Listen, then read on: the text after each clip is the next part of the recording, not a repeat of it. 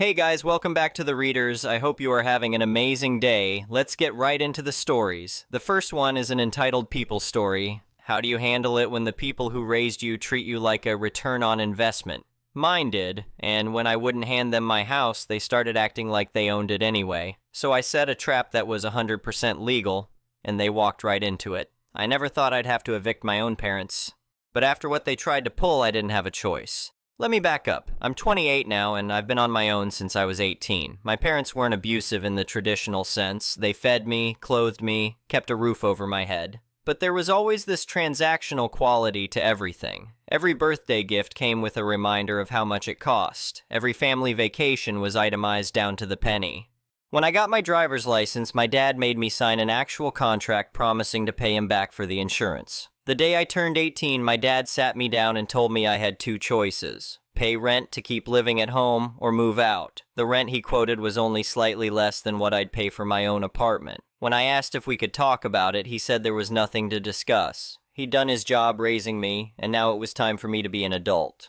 I moved out 3 days later, crashed on a friend's couch while working 2 jobs to save up for my own place. My parents didn't call to check on me, not once. I worked my ass off. I put myself through community college while working full-time at a call center. After I got my associate's degree, I transferred to a state school and finished my bachelor's in information systems. I took out loans for tuition, but I paid for everything else myself. My parents never offered to help, and I never asked.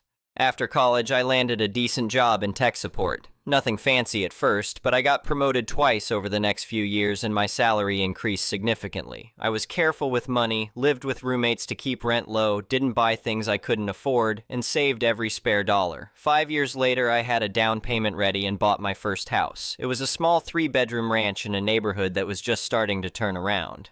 The house needed work. The kitchen was from the 70s, the bathroom had pink tile, and the carpet was stained beyond saving. But the bones were good, and I could see the potential. I spent the next 3 years fixing it up. I taught myself how to renovate through YouTube videos and did most of the work myself on weekends. I tore out the old kitchen and installed new cabinets. I retiled the bathroom. I refinished the hardwood floors that were hiding under that terrible carpet.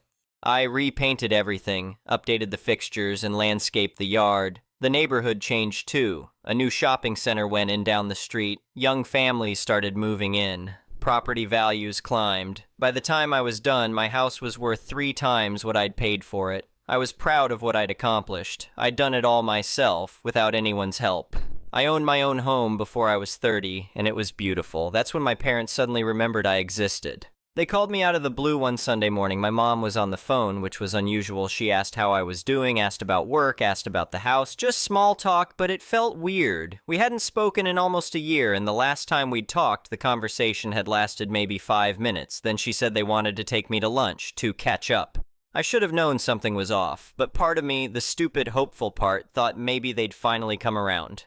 Maybe they'd realize that 10 years of barely speaking to their only child wasn't normal. Maybe they wanted to actually have a relationship. I met them at a coffee shop the following Saturday. They were already there when I arrived, sitting at a corner table. My dad had his laptop open. That should have been my second warning sign.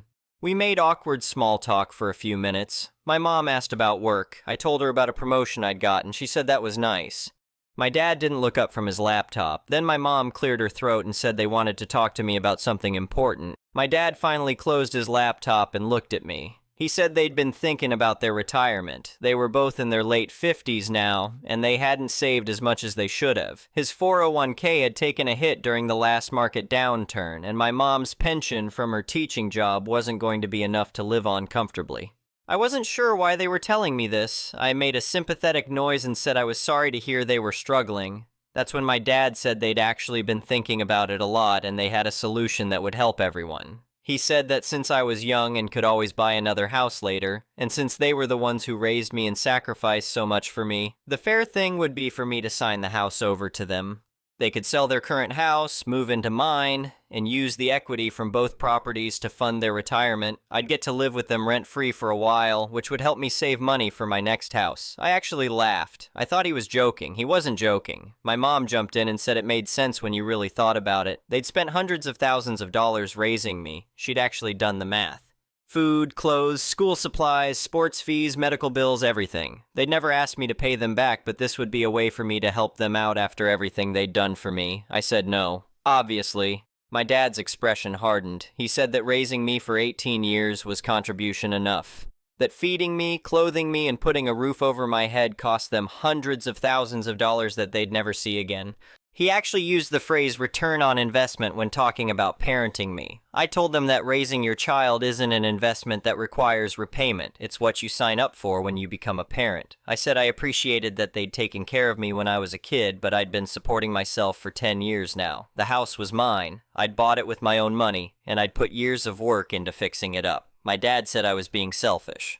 That I clearly didn't value family. I pointed out that they hadn't spoken to me in almost a year before this lunch, that they'd never once asked if I needed help when I was struggling to get through college, that they'd made it clear when I turned 18 that I was on my own. My mom started crying. She said she couldn't believe I'd throw their sacrifices in their faces like this. That after everything they'd done for me, I couldn't do this one thing to help them. I got up and left. I was shaking. Part of me felt guilty, but mostly I was angry. They'd raised me with this transactional mindset about everything, and now they wanted to cash in their chips. I thought that would be the end of it. I was wrong. They started calling constantly, multiple times a day. I stopped answering, so they started leaving voicemails. Long, rambling messages about family obligations and responsibility and how disappointed they were in me. My dad sent me emails with financial breakdowns of exactly how much they'd spent raising me, complete with spreadsheets. Then they showed up at my house. I came home from work one day to find them sitting on my front porch. My dad said they weren't leaving until I agreed to talk about this like adults. I told them I'd already given my answer, and if they didn't leave, I'd call the police. My dad said go ahead.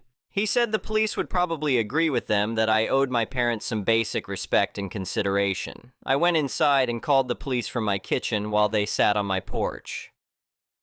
When the officers arrived, my parents acted like I was being ridiculous. My mom told them this was a family matter and I was being disrespectful. The officers told them they needed to leave. They finally did, but not before my dad shouted that this wasn't over. 2 weeks later, my parents showed up at my house again, this time with a folder full of documents. My dad sat down at my kitchen table and spread them out like he owned the place. They were property transfer forms, already filled out with my information. All I had to do was sign. I told them to leave. My dad said they'd consulted with a lawyer, and apparently there were legal precedents for adult children being required to support their parents in financial hardship. He said if I didn't do this voluntarily, they were prepared to sue me. I laughed again. I said good luck with that and told them to get out of my house. My mom started crying again, real tears this time. She said they might lose their house, that they were drowning in debt and didn't know what else to do. She said I was their only child, their only hope, and I was abandoning them. For a moment, I actually felt bad.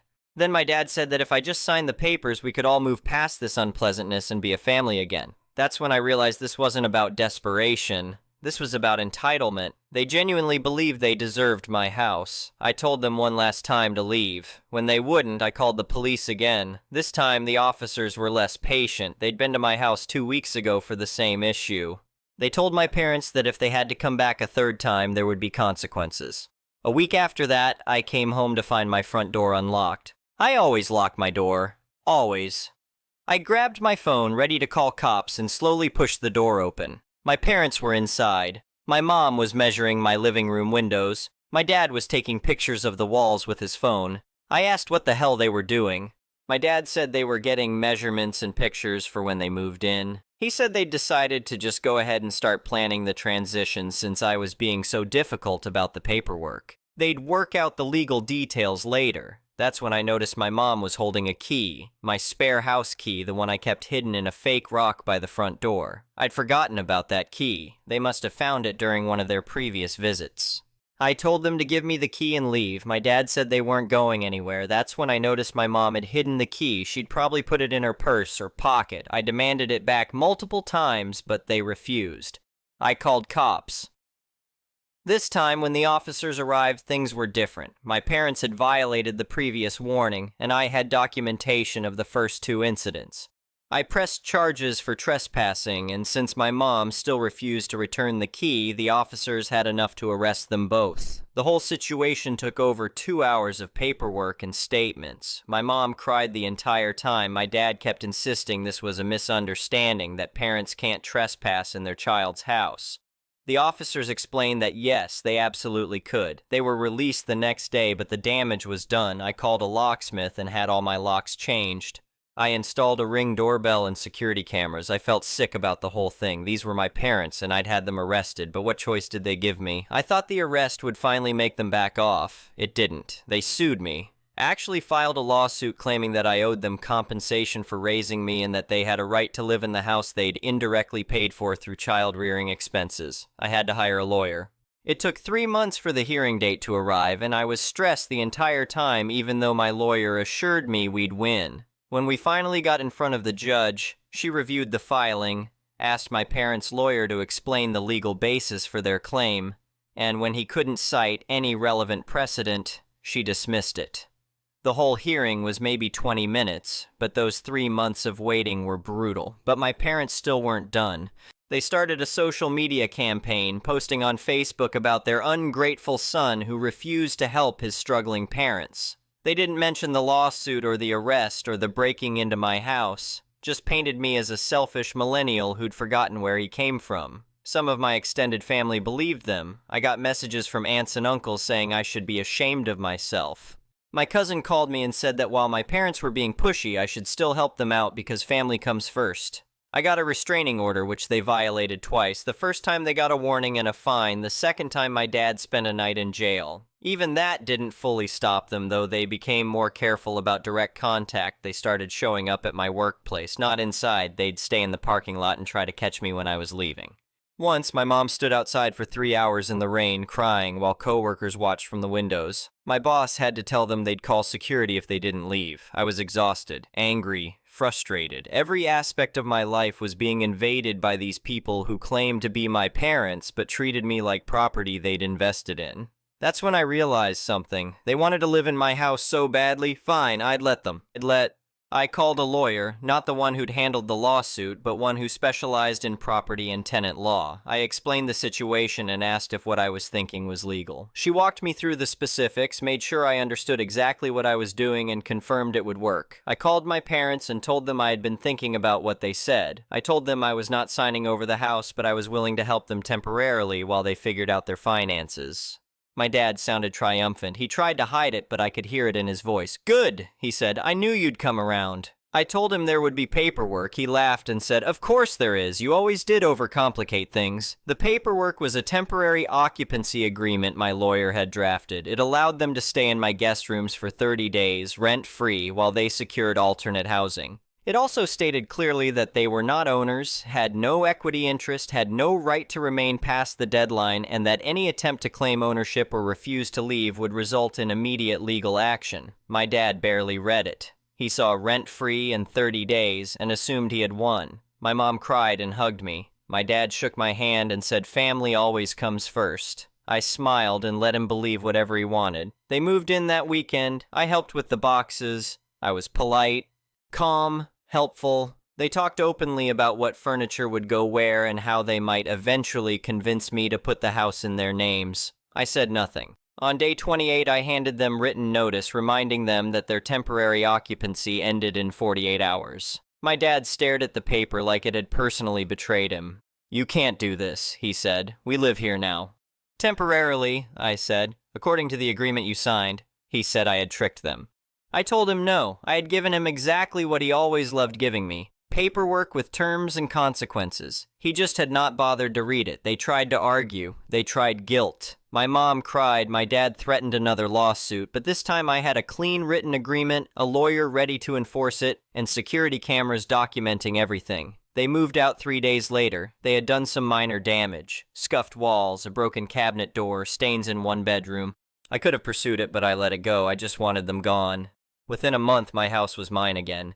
We have not spoken in almost 2 years. They sent me a Christmas card last year with a note saying they hoped I was happy with what I had done. I did not respond. Sometimes I wonder if there was a softer way to handle it. Maybe there was.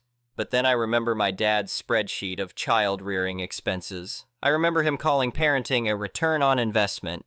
I remember the key they stole, the lawsuit they filed, the social media posts, the visits to my job, and the way they looked at my house like it was something they had earned by raising me. They did not see me as their son. They saw me as an asset. I still own the house. It is still beautiful. I added a deck, fixed up the landscaping, and renovated the guest bathroom. The property value keeps going up. More importantly, I have peace. My house is mine. My life is mine.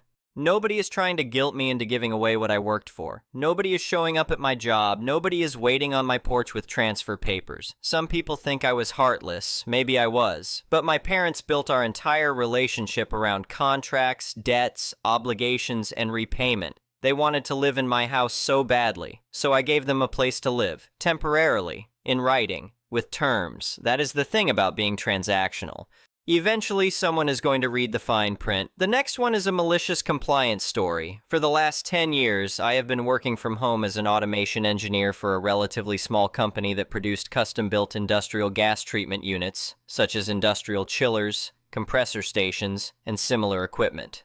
My job was to write algorithms for programmable logic controllers, design human-machine interfaces, and set up data transfer for customers' supervisory control and data acquisition systems. Basically, I was the person who told the machines what to do. I was being paid significantly below market rate for that kind of position, but I did not argue too much. We only had about 4 or 5 projects per year, and each one usually took me 2 or 3 weeks to complete. For the most part, I was being paid to do very little, and I was also fortunate enough to have considerable passive income thanks to some lucky investments from my inheritance. Everything was great until a couple of years ago when the owner decided to retire and sold the company. That was when new management came in with new policies. In my country, every worker is entitled to at least 4 weeks of paid vacation per year. Any unused vacation time rolls over to the next year, but you have to take at least 2 uninterrupted weeks every year, so if you only take your mandatory vacation, you accumulate 14 additional days each year. Because I already had so much free time, I rarely used more than the mandatory 2 weeks per year. I always made sure there was no commissioning or maintenance planned during my vacation.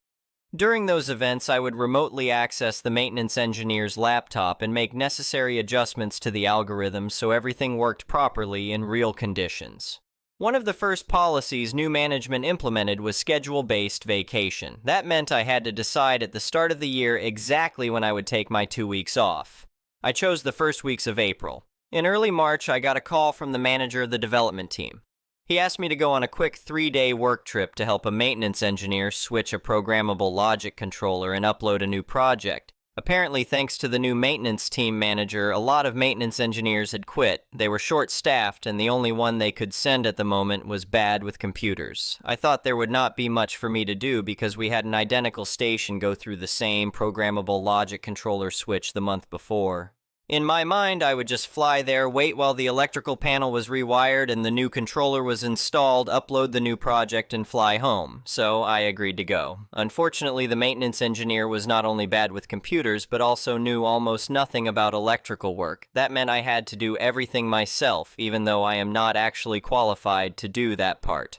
At that point, I did not want to disappoint the client, who turned out to be a group of genuinely nice people. So after a week and only 3 burned fuses, I finished the job. After returning home, I informed my manager that I would not be going on any more business trips because I was not being paid enough to also do the maintenance engineer's work. The first day of my vacation arrived and I got another call. Despite my better judgment, I answered.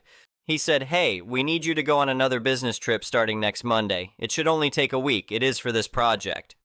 I told him I was not familiar with that project because it had been done while I was on paternity leave. In my country, either parent can take maternity or paternity leave for up to 3 years, and after the first 6 months, my wife asked me to switch with her. He said, "Yes, we had to contract a specialist to do that project while you were on leave. I will send it to you right away with the documentation." Then he disconnected. I checked the project he sent me and it was huge. 7 programmable logic controllers, 6 human-machine interface panels, and everything had to work as one connected system. The project was also a complete mess. Nothing would work as it was. It would basically need to be rebuilt from scratch, and it would probably take me close to a month to finish.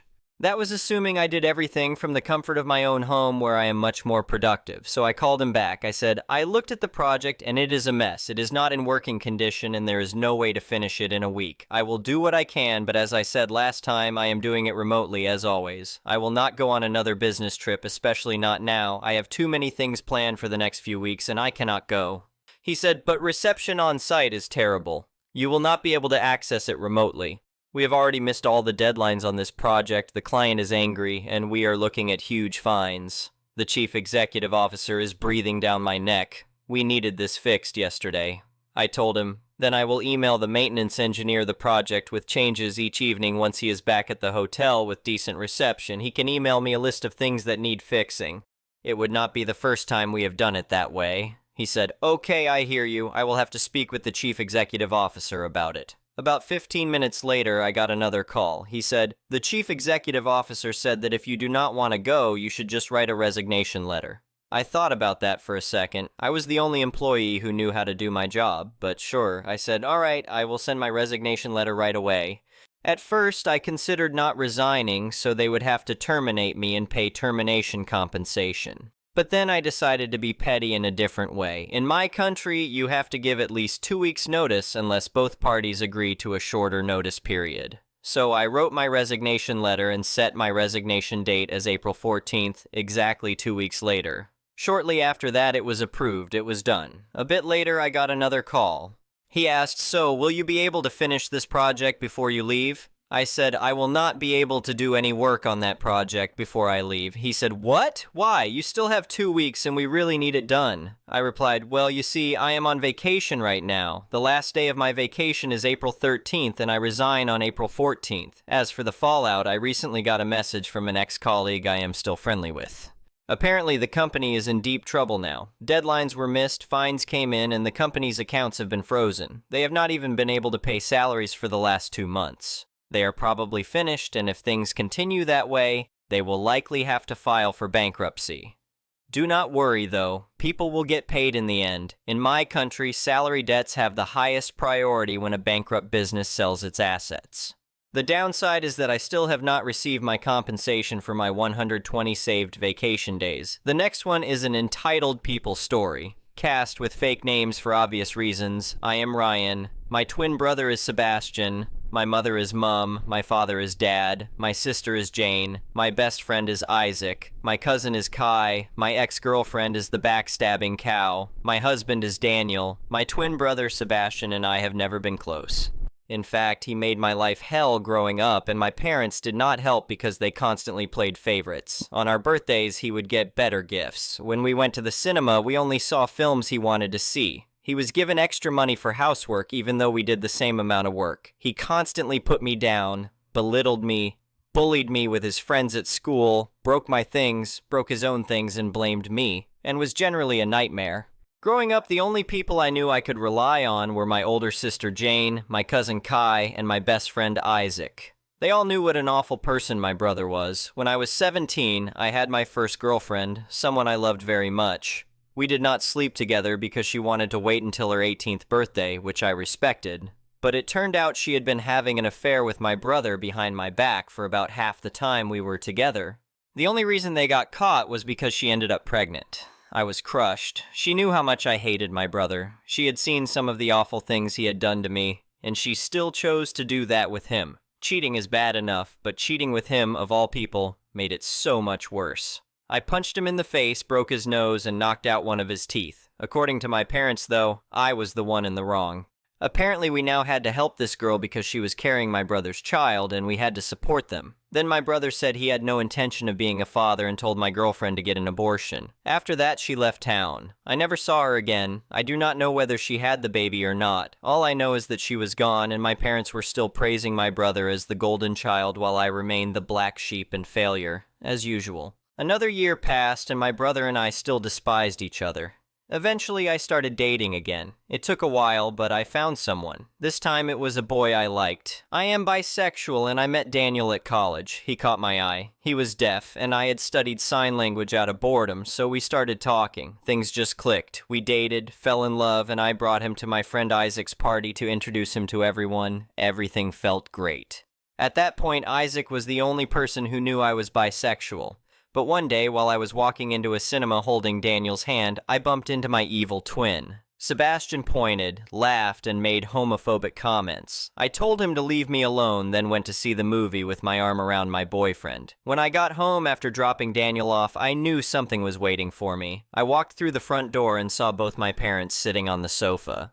My mother was crying and asking how she could have given birth to someone so disgusting. For 1 second, I hoped she had finally seen the light and was talking about my brother. She was not. She was talking about me. She said I was a stain on the family name. My father stood up and started yelling at me, throwing out homophobic remarks and slurs. Then I saw my brother standing on the staircase with a smug grin on his face.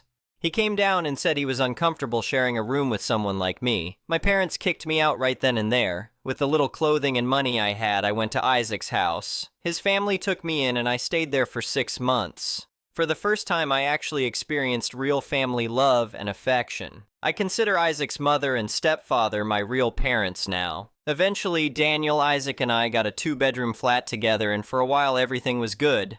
Now, fast forward to December of last year. Daniel, who was my boyfriend then, is now my husband. Isaac was my best man at our wedding, and my sister Jane and cousin Kai walked me down the aisle. I have a great job in graphic design, my own house by the sea, and life has honestly never been better. Then I got a call from Jane telling me that Sebastian was in the hospital. I had not thought much about him in the 9 years since I was kicked out, but hearing about him brought back a lot of painful memories. Jane told me Sebastian wanted to see me and that it was urgent. So I went to the hospital and met Jane outside the front entrance. I asked her what this was about, but she said I needed to ask my twin. When I got to Sebastian's room, my parents were at his side. Strangely, they looked happy to see me, as if none of what they had done to me had ever happened.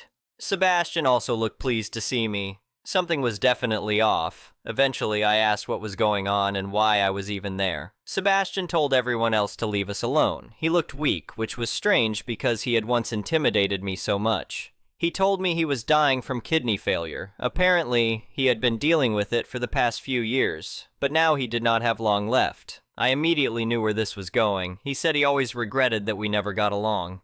I told him, no. He looked confused and asked what I meant. I told him I was not going to donate my kidney to save him. He looked like I had just done something horrific. Then he started talking about how serious the situation was and how sorry he was for all the things we did to each other growing up. That wording stopped me cold. We did to each other?